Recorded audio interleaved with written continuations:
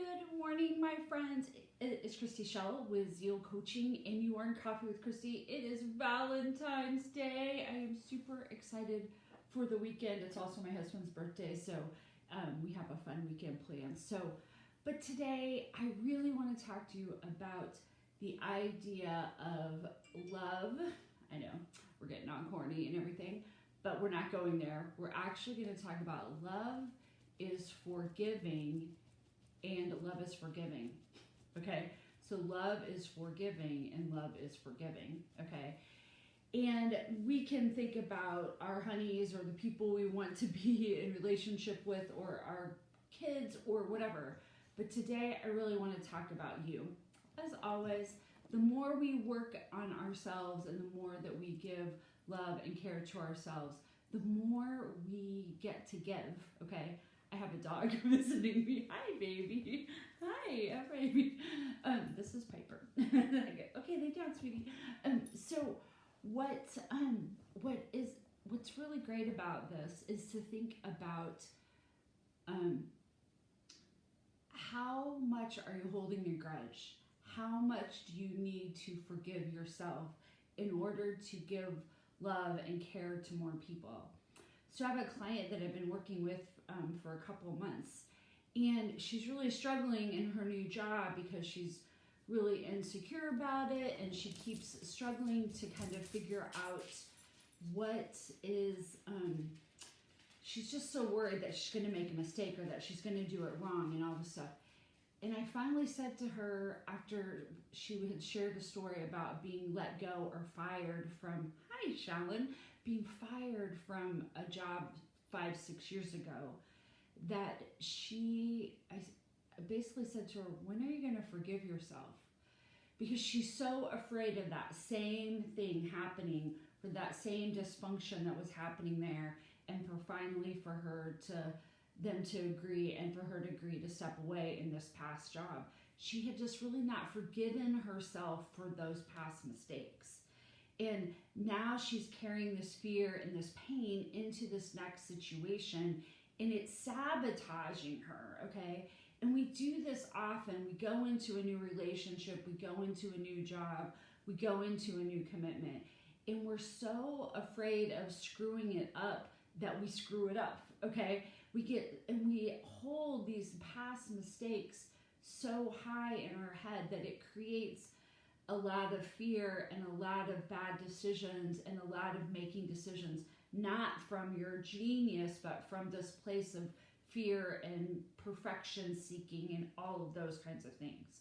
So my question to you today is, how much are you going to let yourself forgive yourself? When are you going to forgive yourself for those past mistakes? And when are you going to forgive yourself for the things that you did when you were younger, the things that you did when you were in pain, the things that you did in so many different things? Thanks, Shalyn. I love that. So to really think about, when are you going to forgive yourself, okay? And forgiving yourself really looks like any other forgiveness process. You acknowledge what you did wrong. You acknowledge where you made mistakes.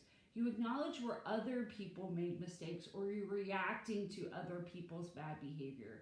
You talk about how you didn't understand, and you start to kind of come to terms with the lessons that you learned inside of this mistake.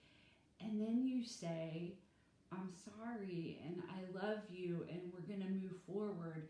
And you really put it to rest, okay? So the Valentine's I want you to give yourself this week is to really think about, how do you give a Valentine that is about forgiveness, so that you can give yourself love and you can give that forgiveness and that gift that you have and the ability, so that you can go out in the world and to give more love, okay?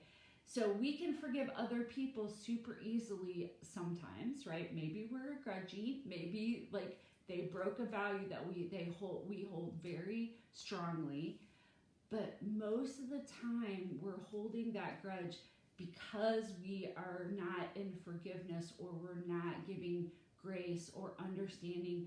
People make mistakes, okay? I also think it's important to know why we make mistakes.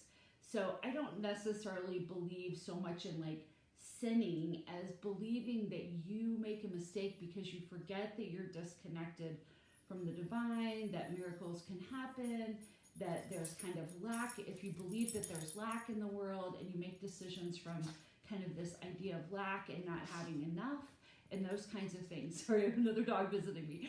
So to think about how many mistakes you made when you were afraid, you were scared, you were in a bad place, and all of these things that kind of laid on top of you, and why you made a bad choice or a bad, you made a mistake. And then to forgive that younger person, or, that you were afraid, like you would a little kid who hit his brother because he was jealous or whatever. He's thinking he doesn't have enough. And we are all kind of returned to that place where we don't feel supported and feel like we have enough, or we don't have lack, and that is why we make mistakes, okay?